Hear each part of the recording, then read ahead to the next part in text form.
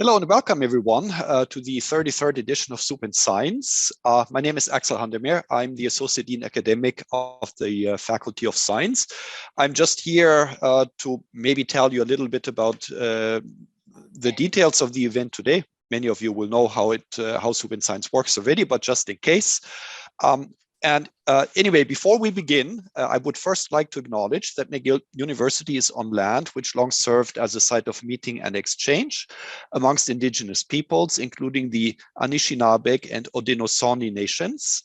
We acknowledge and thank the diverse indigenous peoples whose footsteps have marked this territory on which peoples of the world now gather. Today, we're going to have 5 excellent speakers presenting their research in just a few minutes. And I'll tell you who they are in their order of appearance. We'll start with Professor Gonzalo Cosa of the Department of Chemistry, then followed by Professor Steve Lomber of the Department of Physiology, then Professor Thomas Preston of the Department of Atmospheric and Oceanic Sciences. And then we have 2 student speakers, and today they are Yonger, a student in the Department of Chemistry, and Joelle-Marie Miolan, who is a student in the Department of Physics. And after these presentations, so following the presentation, students, meaning you will have the opportunity to answer a skill testing question about each presentation. The top 10 students who answer the questions correctly in the fastest time will win a prize, and that prize, we're in an online environment currently. So in the past, it used to be a t-shirt, but now it's a $25 gift card for the James bookstore. So, and after that, after this skill testing question, we'll have a moderated question and answer session that will occur in breakout rooms with 1 speaker and a moderator in each breakout room. And you can freely choose the room or rooms you want to visit. You can just join whatever breakout room you prefer.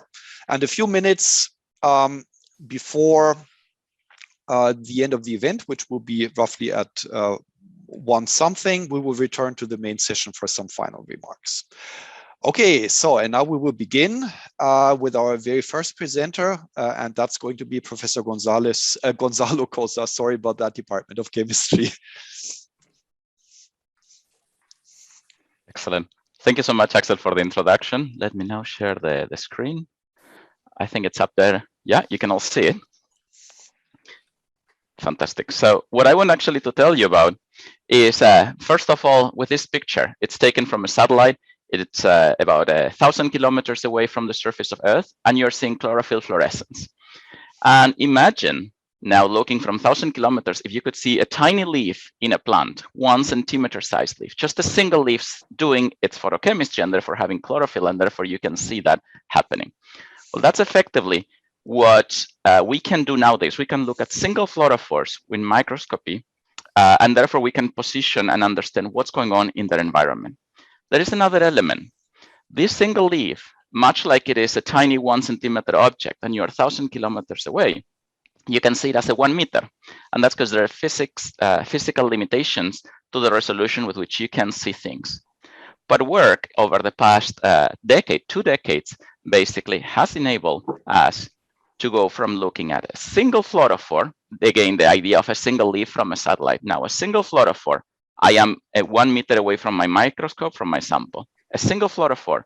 And now with a resolution equivalent to that 1 centimeter, 1 centimeter to 1,000 kilometers is 10 nanometers to me as the observer. And this is through the work, amazing work from many colleagues, but in particularly those ones that went on to be recognized for the Nobel Prize in 2014, Betzig, Hell, and Murner, for work on single molecule and a super resolution. Essentially, the Nobel Prize goes for development of super resolution fluorescence. And this is the area where our group works. We work incorporating data analysis, developing new probes, and essentially improving the physics in terms of the measurement devices. And with that, we can actually see different chemical reactions happening in cells. For example, electrophilic and oxidative stress. These are phenomena, chemical reactions that are affecting the cellular outcome. And we want to map where it is happening. Those bursts of light that you're seeing in green, those are actually single chemical alkylations of proteins. We can see individual events and reconstruct images through mathematical analysis and realize that that chemistry is happening within mitochondria.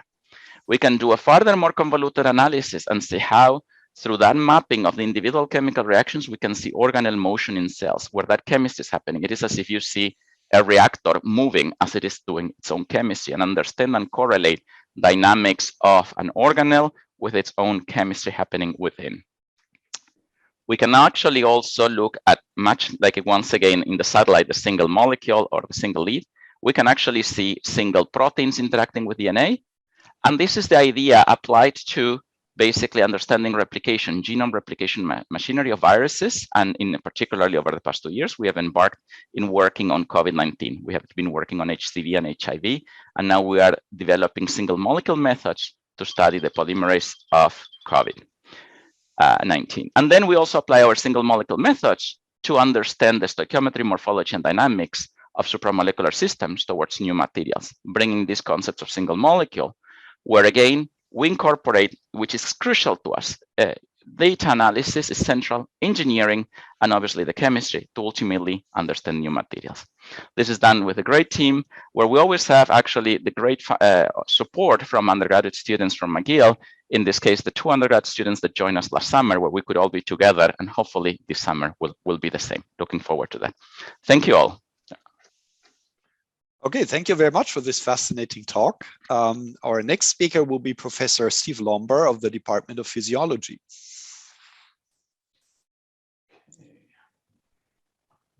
Let me get me shared here too.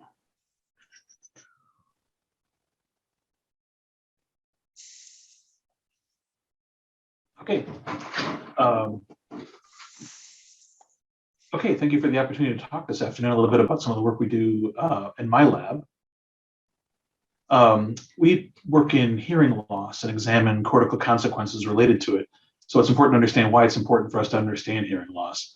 First off, hearing loss is the fastest growing chronic condition facing Canadians today. This is across most of the developed world as well. Deafness is the most common sensory birth defect in Canada, and hearing loss, is second only to arthritis, is the most common complaint among older adults. So its significance is pretty obvious. The work in our lab, we actually examine the influence or the importance of experience on brain development, cerebral organization, and cortical plasticity. Our work is guided by the question of how does experience influence brain development and influence cross-modal plasticity, or specifically plasticity between the senses. In order to answer this question, we're presently pursuing 3 different avenues of investigation. We examine cortical processing and organization in hearing subjects, examine cortical processing and organization in congenitally deaf subjects, and cortical processing and organization in the deaf following cochlear implant, or the restoration of hearing following a cochlear implant. Cortical plasticity, or the idea of it, is changes that occur in the function and organization of the cerebral cortex as a consequence of experience. Now, many of us might think of experience as, say, learning another language or learning to play a new sport. We look at experience as either the presence or absence of a sense, like deafness or blindness. And the idea of cross-modal plasticity is the ability of the brain to reorganize and make functional changes that compensate for a sensory deficit. So we're, in the case of deafness, we're actually examining, say, visual abilities to see how visual abilities change and the processing of vision changes. So how we actually got to this question is, actually, this is a cat brain here shown on the left. The front is to the left, back is to the right, and we're looking at the 13 defined areas of auditory cortex.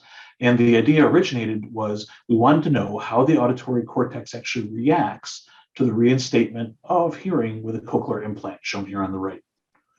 And for those that might not be familiar, cochlear implants are the most effective bionic device ever developed after the pacemaker.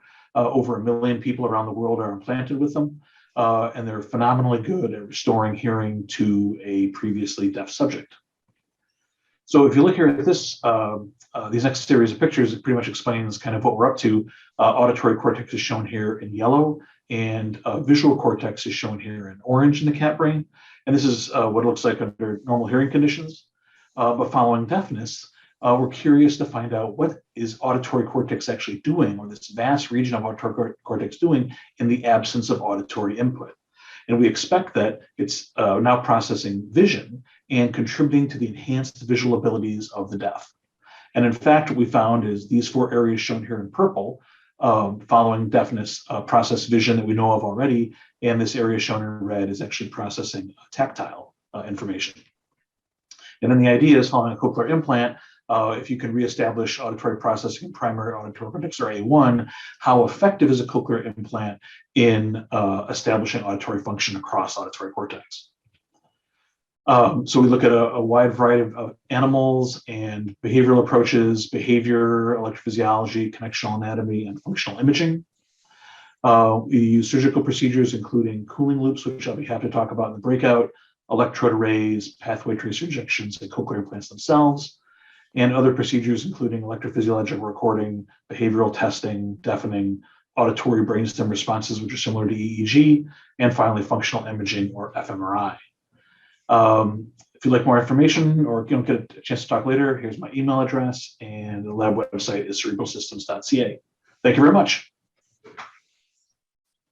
Okay, thank you very much, actually, and for this interesting talk. And now let's hear from Professor Thomas Preston, Department of Atmospheric and Oceanic Sciences.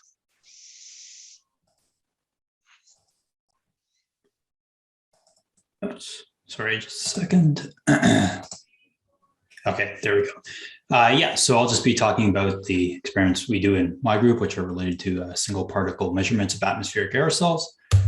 So what are aerosols? Well, they're tiny liquid or solid particles that are dispersed in a gas. So in our atmosphere, they're ubiquitous, they're everywhere, they're nano-sized or micron-sized, and they're involved in all sorts of different chemistry or just physical changes like, cloud formation, things like that. But they're also present in other atmospheres that we're interested in, like we see here on the right. The Saturn's moon Titan has this very dense organic atmosphere, and a lot of that haze comes from nano-sized organic aerosol that is formed in that atmosphere.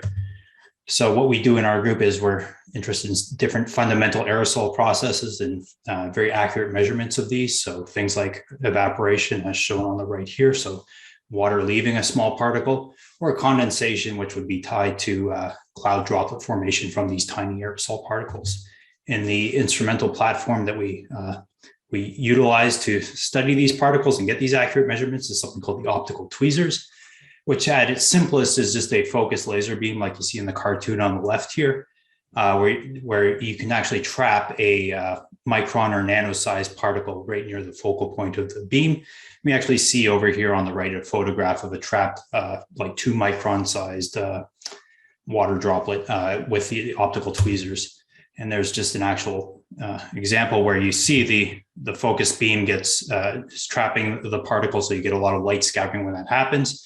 And then this animation on the right, or this video that was recorded, just loops around, just shows the trapping process, where you just have all these tiny, thousands or millions of these particles just flying by, and then one will just sort of fortuitously get stuck in the focal point, and then you've trapped it, and you can hold it for hours and do your experiments on it.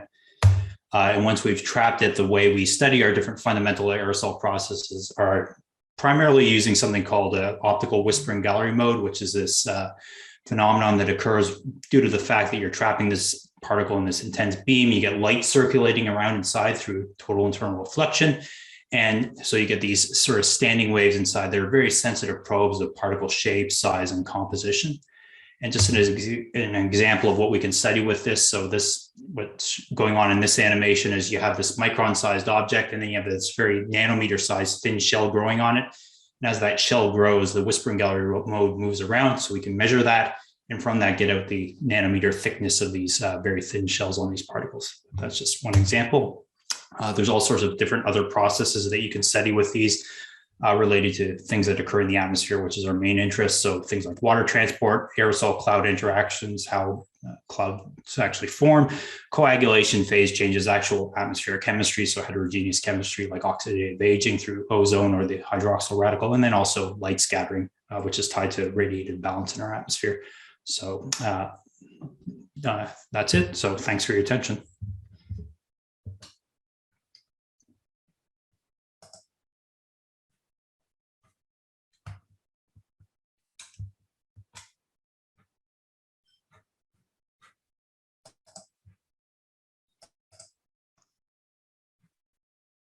Axel, you might be on mute. I just realized that I was on mute. How very unprofessional of me. So let me do that again. So now we have two student speakers coming up. And the very first one is Yonger. She's a student in the Department of Chemistry. Thank you so much. I will share my screen.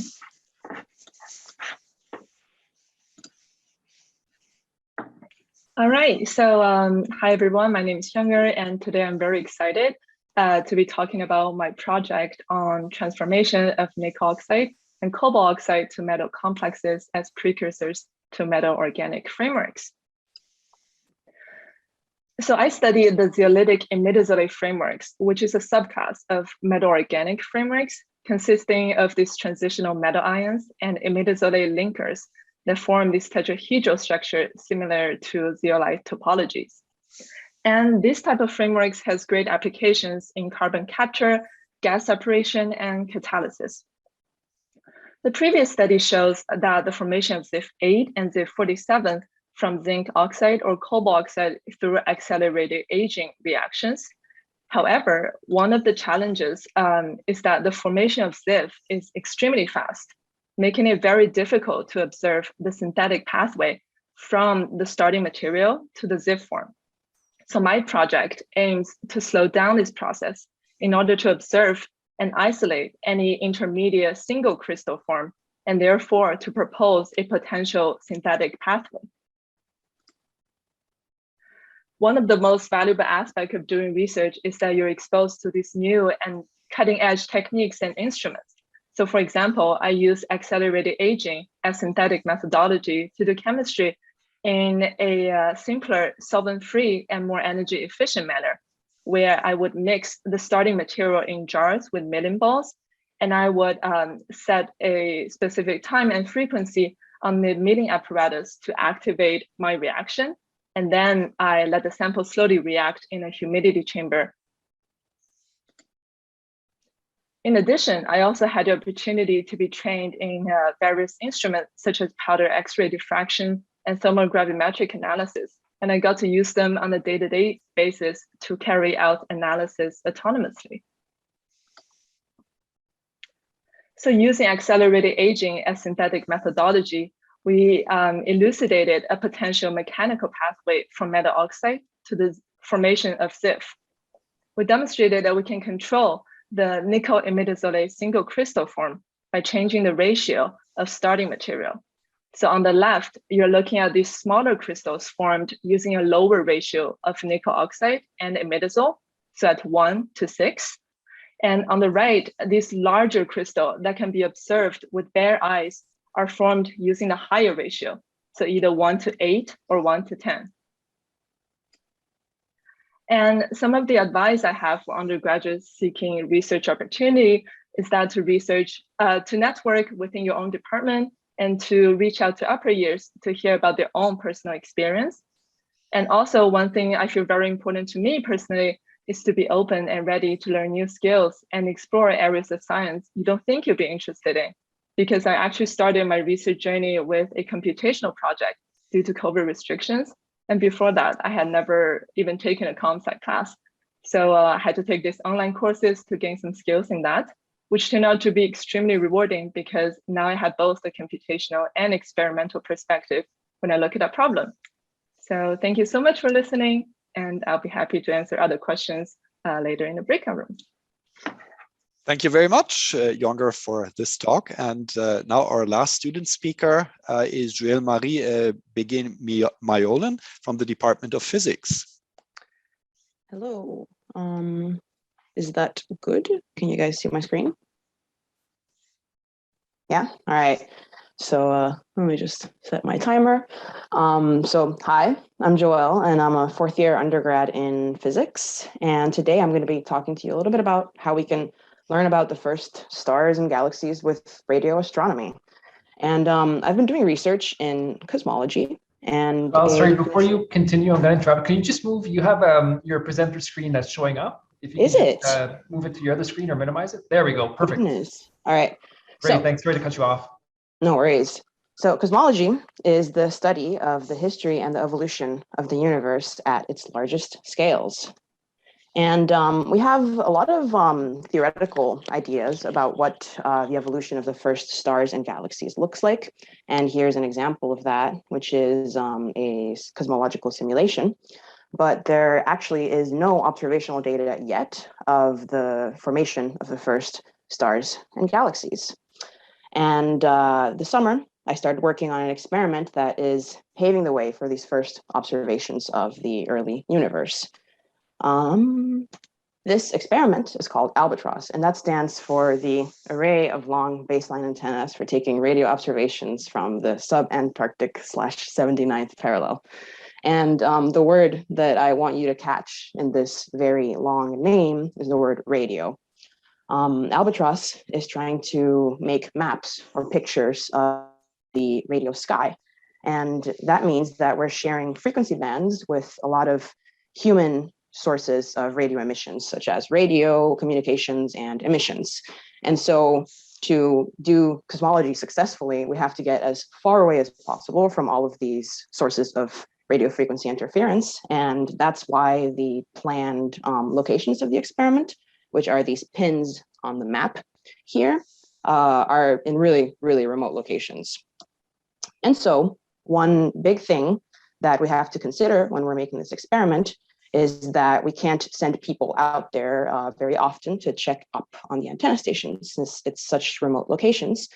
And so one of the big things that I've been working on for the experiment is trying to make it as autonomous as it can possibly be. And a big part of that is making sure that there will always be power for the electronics that are reading in the data. And so one of the projects that I was working on this summer was to help design and build this steel structure that you see in this picture here that the gray box is sitting on top of.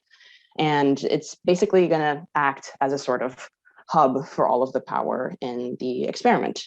But first, here's a picture of what's inside of the box. This is our readout electronics. And I just thought I'd show it to you because electronics are fun.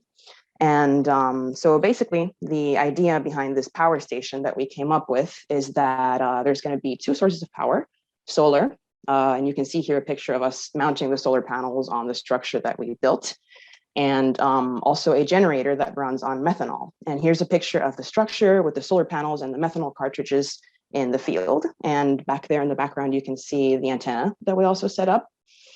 And so here's just a little montage of pictures of the thing that we built.